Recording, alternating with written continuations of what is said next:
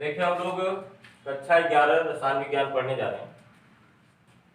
इसमें एनसीईआरटी के syllabus NCERT के अकॉर्डिंग इसमें दो पार्ट हैं, पार्ट 1 पार्ट 2।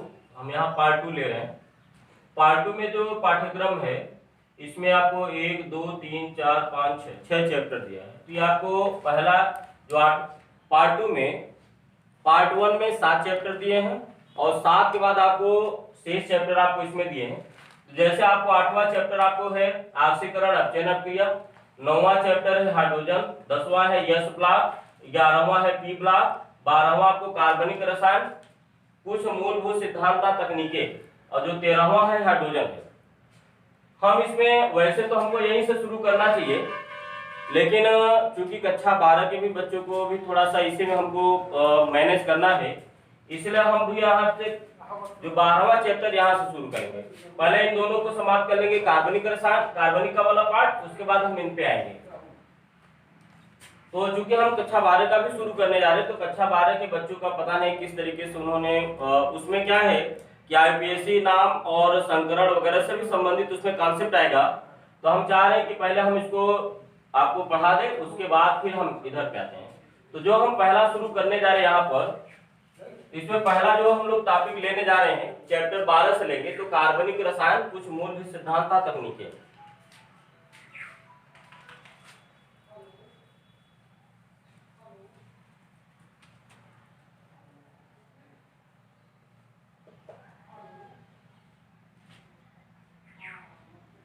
कार्बनिक रसायन, कुछ मूलभूत सिद्धांत तथा तकनीकें।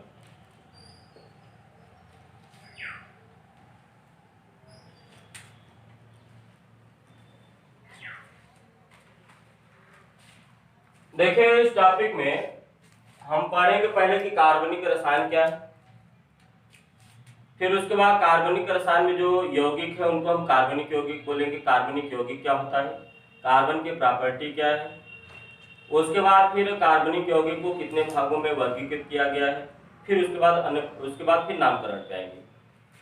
तो इसमें हम सबसे पहले जो शुरू करने जा रहे हैं कार्बनिक रसायन, पहली हेडिंग है और इसकी अंग्रेजी होती है ऑर्गेनिक केमिस्ट्री।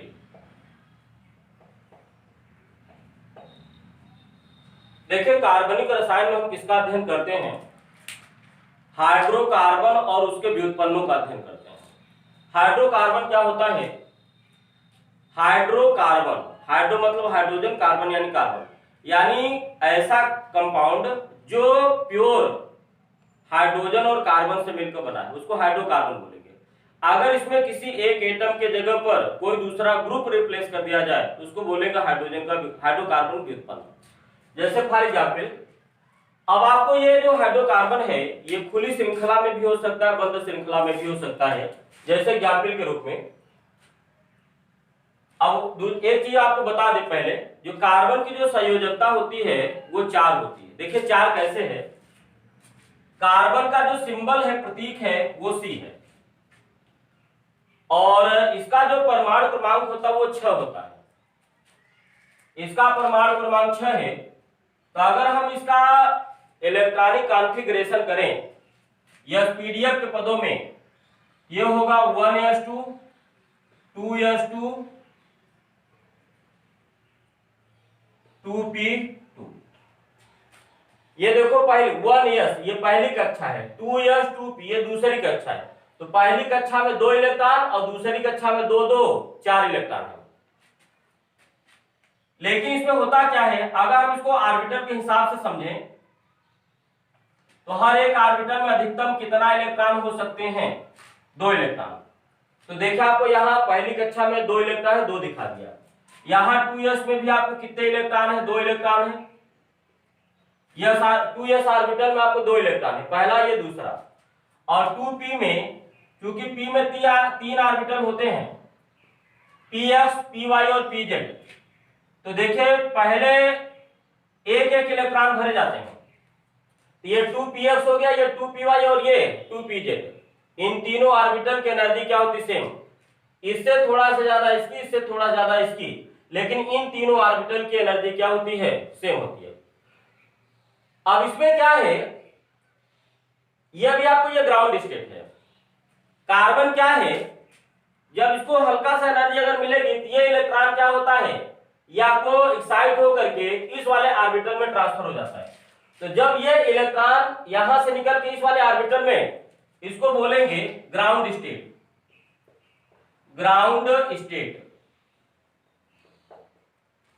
तो कार्बन अभी शुरुआत में इस अवस्था में, हल्की सी एनर्जी अगर मिलेगी तो आपको इस स्टेट से इस स्टेट में क्या हो जाएगा? चेंज हो जाएगा।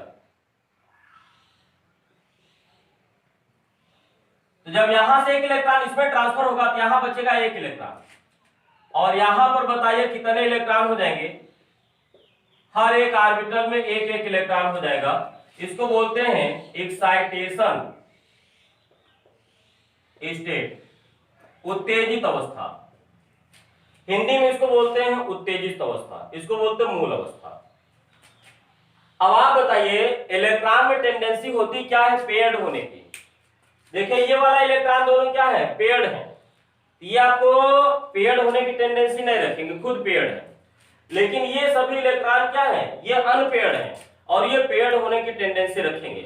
और पेयर्ड होने की टेंडेंसी ही मतलब बॉन्ड का फॉर्मेशन है। तो होगा क्या, अब इसमें यहां पर बताइए 4 इलेक्ट्रॉन क्या है? अनपेयर्ड है। अनपेयर्ड मतलब अयुग्मित है, यानी अकेले अकेले। ये युग्मित होना चाहिए। ये युग्मित कैसे होगा? एक इलेक्ट्रॉन से शेयर करेगा। ये युग्मित कैसे होगा? एक इलेक्ट्रॉन से शेयर करेगा। ये युग्मित कैसे होगा? एक इलेक्ट्रॉन से शेयर करेगा। और ये युग्मित कैसे होगा? एक इलेक्ट्रॉन से शेयर करेगा।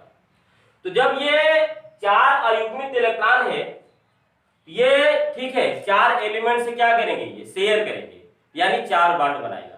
तो जितने अयुग्मित इलेक्ट्रॉन होंगे उतना ही आपको एलिमेंट बॉन्ड बनाएगा। तो कार्बनिक यौगिक में जो कार्बन होगा, ठीक है, वो जितने भी कार्बनिक यौगिक है सब में कार्बन 4 बॉन्ड बनाएगा, यानी उसकी 4 वैलेंसी आपको फिक्स है कार्बनिक यौगिक में। तो यहां पर कार्बन में, ठीक है, उत्तेजित अवस्था में 4 अनपेयर्ड इलेक्ट्रॉन है, इसलिए इसकी कार्बनिक यौगिकों में वैलेंसी कितनी होगी? 4 होगी। तो पहली चीज ये है कि कार्बनिक यौगिक में कार्बन की वैलेंसी हमेशा क्या होती है? 4 होती है। दूसरी चीज, कार्बनिक रसायन की परिभाषा क्या है? कि रसायन विज्ञान की वह भाषा जिसके अंतर्गत हाइड्रोकार्बन और उसके व्युत्पन्नों का अध्ययन किया जाता है, कार्बनिक रसायन कहलाता है। अब यहां बात आई कि हाइड्रोकार्बन क्या है और उसका व्युत्पन्न क्या है। इसको हम लास्ट में हम लोग जब हम वर्गीकरण पूरा पढ़ लेंगे तो आगे हम इसको लिखाएंगे, लेकिन अभी चूंकि हम इसकी डिफिनीशन लेना है, इसलिए हम उसके बारे में आपको थोड़ा सा जिक्र कर दें। Hydrocarbon,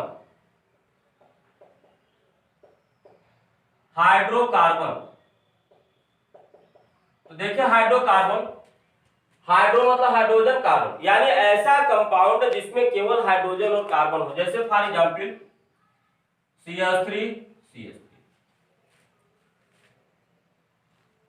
CH3 CH2 CH3। ये देखिए आपको ये खुली श्रृंखला में है, ये बंद आकृति नहीं बना रहे हैं।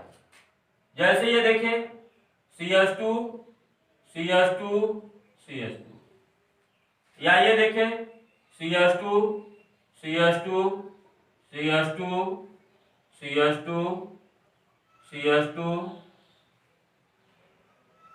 CH2 और ये CH2, ये बॉन्ड आकृति बना रहे हैं।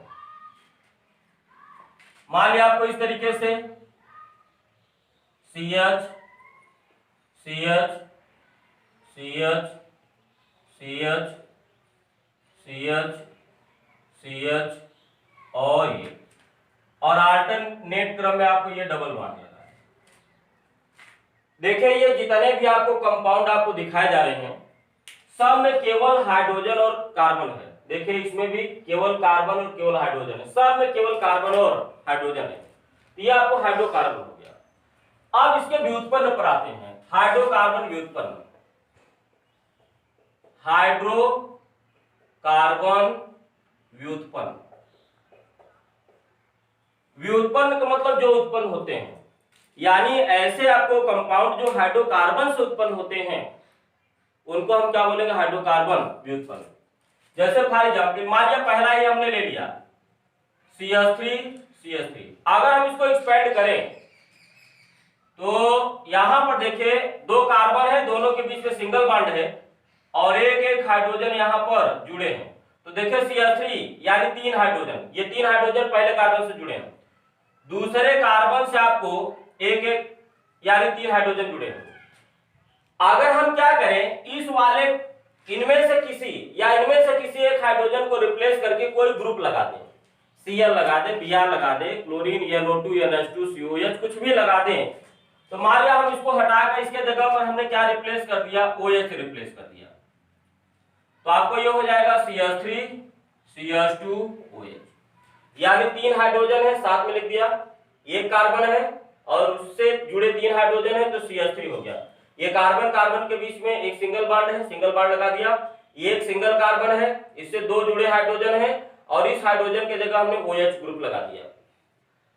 तो आप ये बताइए, इसमें देखिए कार्बन हाइड्रोजन के अलावा अन्य एलिमेंट भी आ गया, तो ये वाला जो कंपाउंड है ये किससे उत्पन्न हुआ है, ये इससे उत्पन्न हुआ है। तो ये हाइड्रोजन है और हाइड्रोजन ये हाइड्रोकार्बन है, तो हाइड्रोकार्बन के किसी एटम के जगह को हटा के अगर उसके जगह पे कोई दूसरा ग्रुप या कोई एटम अगर जोड़ दें तो उसको हम क्या बोलेंगे, ये चीज जो है वो इससे उत्पन्न हो रहा है।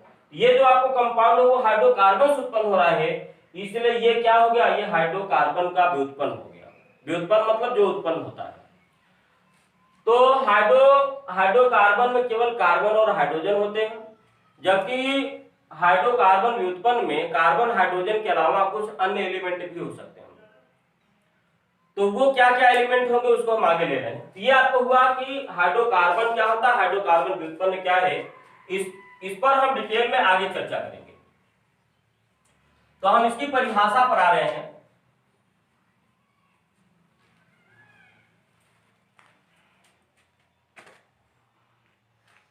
रसायन विज्ञान की वह शाखा, रसायन विज्ञान की वह शाखा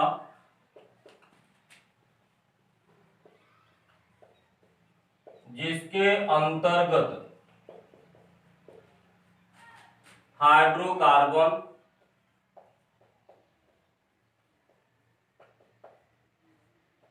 तथा उसके व्युत्पन्नों का अध्ययन किया जाता है।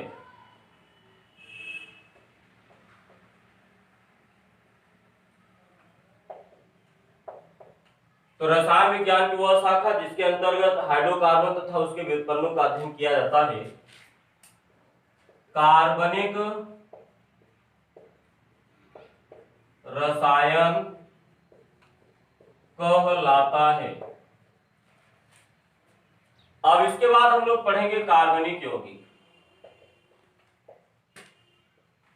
कार्बनिक यौगिक,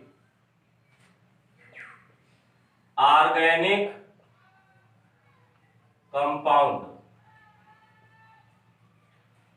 देखिए कार्बनिक जो यौगिक प्राप्त किए जाते हैं वो जीवित शरीर से, जैसे पेड़ पौधे और जीव जंतु। तो पादप और जंतुओं से जो प्राप्त होने वाले जो यौगिक हैं उनको हम क्या बोलते हैं, कार्बनिक यौगिक बोलते हैं। कार्बनिक यौगिक जो होते हैं वो जनरली आपको 10 तत्वों से मिलकर के बने होते हैं, जिसमें क्या क्या है, carbon, hydrogen, oxygen, nitrogen, phosphorus, sulphur और हैलोजन तत्व जैसे क्लोरीन, ब्रोमीन, आयोडीन, ये सब आपको। तो जनरली इन्हीं तत्वों से आपको मिलकर के ये कार्बनिक यौगिक आपको बनते हैं। तो कार्बनिक यौगिक क्या कहलाएंगे कि वे सभी पदार्थ जो जीवित शरीरों से प्राप्त किए जाते हैं, यानी पादप और जंतुओं से प्राप्त किए जाते हैं, ऐसे पदार्थों को हम क्या बोलेंगे, कार्बनिक, ऐसे यौगिकों को हम बोलेंगे कार्बनिक यौगिक। तो इसकी परिभाषा क्या हो जाएगी, वे सभी यौगिक या पदार्थ, वे सभी यौगिक जो पादप तथा जंतुओं से प्राप्त किए जाते हैं, वे सभी यौगिक जो पादप तथा जंतुओं से प्राप्त किए जाते हैं कार्बनिक यौगिक कहलाते हैं। अब ये जो कार्बनिक यौगिक हैं ये आपको सामान्यतः कोवैलेंट कंपाउंड होते हैं और आपको बता दिया लगभग ये जनरली आपको प्राय आपको ये 10 तत्वों से मिलकर बने होते हैं।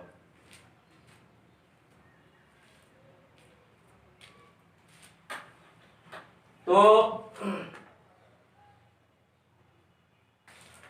ये आपको कार्बनिक यौगिक की परिभाषा हो गई। अब कार्बनिक यौगिक से संबंधित कुछ आपको बातें बता दें। कार्बनिक यौगिक सामान्यतः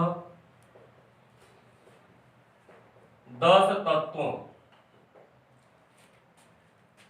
carbon, hydrogen, oxygen, nitrogen, phosphorus, sulphur, halogen 1 2 3 4 5 6। Halogen को हम यह से डिनोट करते हैं, इसमें क्या क्या आता है? फ्लोरीन, क्लोरीन, ब्रोमीन और आयोडीन। तो कार्बनिक यौगिक सामान्यतः 10 तत्वों CH carbon, hydrogen, oxygen, nitrogen, phosphorus, sulphur, fluorine, chlorine, bromine, iodine से मिलकर बनते हैं और ये मूलतः क्या होते हैं? कोवैलेंट कंपाउंड होते हैं, सहसंयोजक यौगिक होते हैं।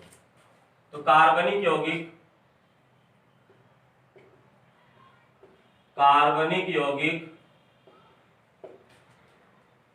मूलतः सहसंयोजक यौगिक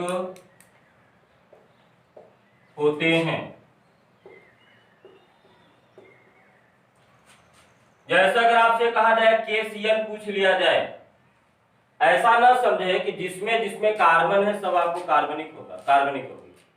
मान लिया अगर आपसे किसी ने पूछ लिया बताइए KCl आपको ये कार्बनिक है कि नहीं है, तो ये कार्बनिक नहीं है। क्यों? क्योंकि आपको पहला चीज जो कार्बनिक यौगिक होते हैं ये क्या होते हैं? सहसंयोजक यौगिक होते हैं, यानी इसमें सहसंयोजक बंध होता है। लेकिन यहां पर ये क्या है? इसमें आपको आयनिक बंध भी है, ये आपको ऑर्गेनिक कंपाउंड नहीं है। दूसरी चीज जनरली आपको यही 10 तत्व मिलकर के आपको कार्बनिक यौगिक में जनरली यही 10 तत्व होते हैं।